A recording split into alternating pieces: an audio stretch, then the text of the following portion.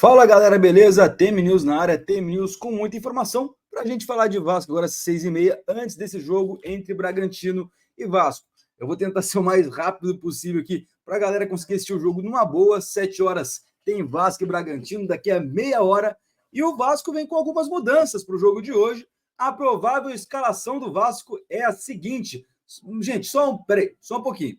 Antes da gente começar, eu peço para vocês que deixem o like e se inscrevam no canal. É muito importante isso. Solta o dedo no like, tá? Solta o dedo no like e se inscreve no canal, que isso ajuda muito a gente a continuar crescendo aqui no YouTube. Então, dá essa moral pra gente. Bora chegar aí aos 7.800. Faltam só 5 inscritos. Tenho certeza que até a hora que acabar esse vídeo aqui, a galera já vai estar inscrita em massa. Então, dá essa moral pra gente. Se inscreve no canal e deixa o dedo no like. Bom, Vasco e Bragantino, um jogo muito importante para o Vasco, né? E que vem com algumas mudanças. A gente pode até colocar aqui, ó, a tabela do Brasileirão para mostrar para vocês. Tá aqui, ó, Brasileirão com os artilheiros, aqui inclusive o Vegetti é um dos artilheiros, e temos o Vasco e o Bragantino praticamente empatados, né? O Vasco tem um jogo a mais que o Bragantino, então por isso é muito importante essa vitória, e também é muito importante a vitória para ficar longe do Corinthians. O que tem a ver Corinthians e Vasco? O que tem a ver é que o Corinthians pode entrar na zona do rebaixamento, já que o Grêmio tem aí seus 18 jogos, ou seja, 2 a menos que o Corinthians, pode chegar a 21, e o Cuiabá tem 19 jogos, assim como o Fluminense. Ambos podem chegar a 20 pontos e passar o Corinthians, sendo que o Corinthians e o Inter ficariam aí. A rodada já começou, o Vitória está ganhando do Cuiabá, é um resultado não tão bom assim, né? Acho que o melhor resultado aí seria o empate, mas o Vitória vai ganhando do Cuiabá. O lado bom é que o Vasco tem 2 jogos a menos que o Vitória e pode aí, vai ficar 1 agora, pode chegar aos 26, ficar 5 pontos e de 5 para 8 pontos o Vasco pode ficar do Vitória, caso vença seu jogo hoje e, logicamente, vença o próprio Cuiabá. Lá, acho que é lá na Arena Pantanal, né? Acho que é na Arena Pantanal. Acho que é isso mesmo. Deixa eu confirmar se é na Arena Pantanal que vai ser esse jogo. Não, em São Januário. Lá em São Januário. Não sabe ainda quando vai ser. O Cuiabá que estava jogando pela Sul-Americana, por isso não conseguiram jogar Vasco e Cuiabá nesse último jogo aí da 19ª rodada, a última rodada do primeiro turno do Brasileirão. Portanto, o Vasco encerra hoje o primeiro turno, né? Os 20 jogos, os 19 jogos são encerrados hoje para o Vasco e é muito importante também uma vitória para encerrar.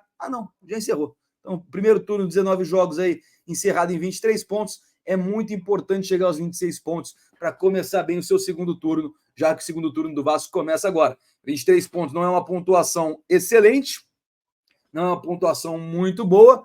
Particularmente, eu preferiria que o Vasco estivesse com quase 30 pontos, era igual o Atlético Mineiro, por exemplo, que ainda não encerrou seu primeiro turno, tem mais um jogo, mas os 23 pontos, se o Vasco somar os mesmos 23 pontos no próximo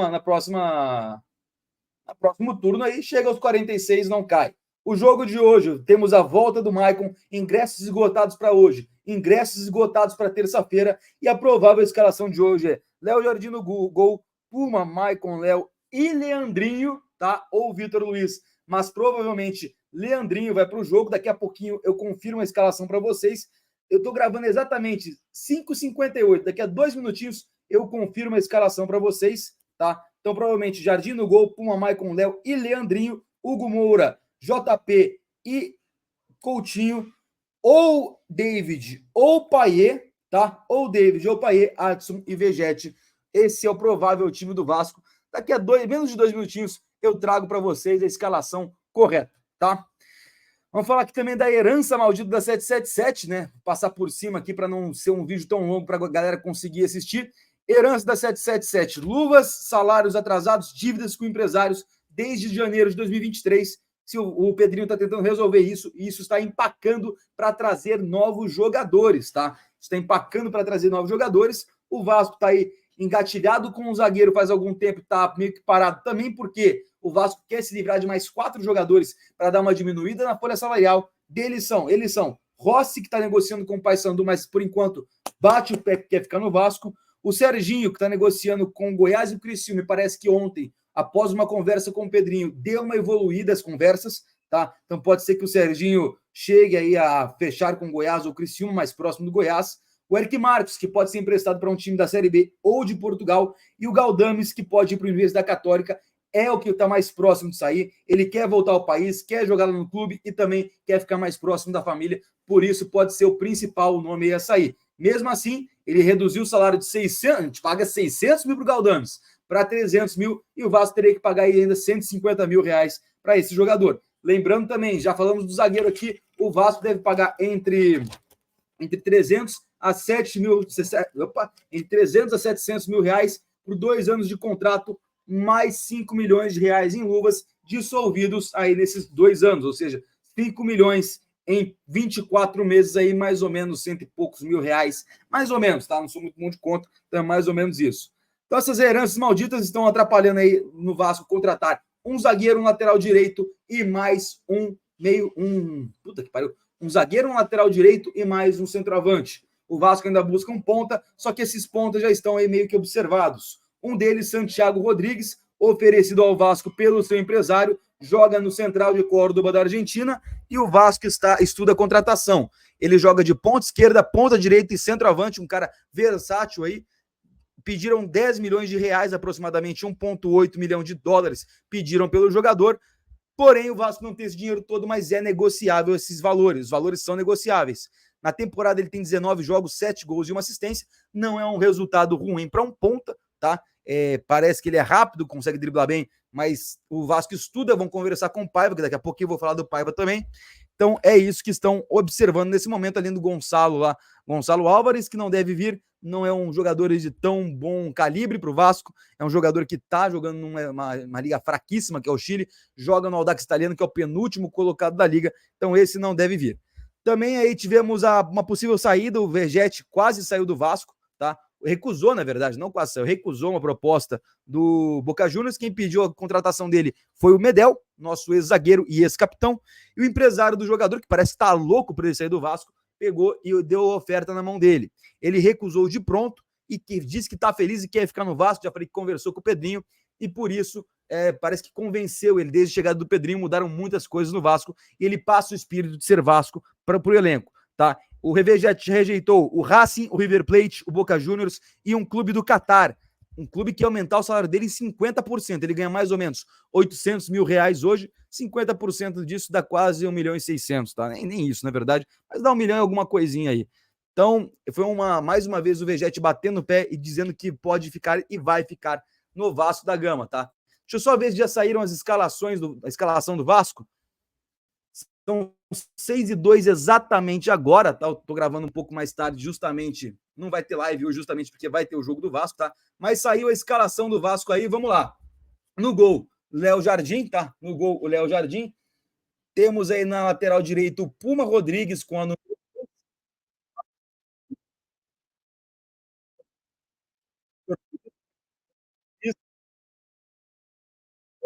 jogar o Hugo Moura, e ali na frente teremos o Esforça, Hugo Moura e Souza.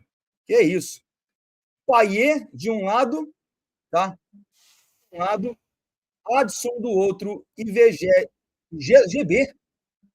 GB.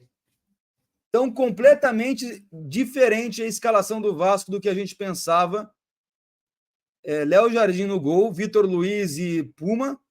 Vasco praticamente reserva, tá? Vitor Luiz e Puma, Maicon e Léo, Hugo Moura, Souza e Esforça, Payet, Adson e GB. O Vegete não começa jogando hoje, tá?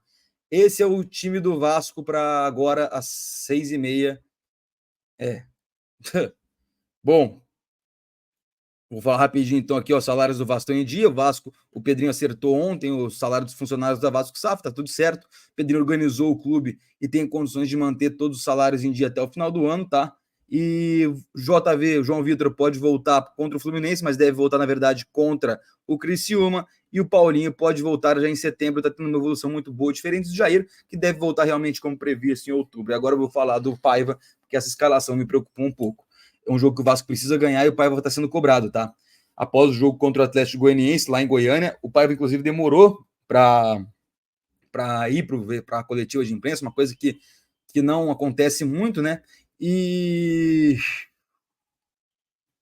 E o jogo contra o Goianiense, inclusive, pode ser decisivo. Ele demorou muito para ir para a coletiva, a gente estava fazendo a live aqui ao vivo, né? E o Paiva perdeu um pouco, tá? Lembrando que ele não foi efetivado, nesses últimos tempos ele não foi efetivado, acho que foi uma postura correta do Pedrinho, tá? E ele inclusive ganhou um aumento depois dos bons resultados que ele teve.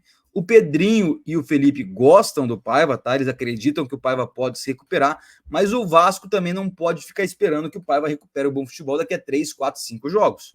Então, eles não querem queimar o Paiva, e se o Vasco não recuperar o bom futebol logo, o Paiva pode voltar para a base ou se tornar um auxiliar permanente do Vasco, tá? É uma informação exclusiva aqui do TM News, não tem ninguém falando isso ainda, tá? Recebi hoje essa informação. E se o Vasco não recuperar o bom futebol logo, o Paiva pode sair do comando técnico da equipe principal. E aí, o Pedrinho, se não ganhar hoje, já devem começar para buscar um novo técnico, já tá? E o jogo contra o Goianiense pode ser decisivo, tá? Ele, inclusive, demorou aí para a coletiva em Goiânia, já foi cobrado lá mesmo por Felipe e Pedrinho. E caso não vença hoje, o Vasco já deve começar a procurar um novo técnico. Caso não vença em Goiânia, tomara que não, ou se o futebol apresentado não for um dos melhores, por exemplo, passar nos pênaltis, ou levar sufoco e passar naquele sufoco, o Paiva deve sair do comando técnico do Vasco e o Vasco vai atrás de outro técnico. Eu já falei, eu não acho que ele tem casca para aguentar esses momentos. Na hora que tá tudo bem, bonito, fica tudo lindo. Tá, né? Agora que chegou esse momento, vamos ver agora no jogo de hoje se ele vai ter casca para aguentar. Eu não gostei da escalação, não acho que tem que poupar no momento que o Vasco precisa ganhar no Brasileirão, tá? Para não começar a ficar perto da zona do rebaixamento. O Bragantino está muito desfalcado e o Vasco vai também muito desfalcado, porque ele poupou alguns jogadores. Não gostei nem um pouco da escalação do Paiva, mas a gente vai ficar de olho aí.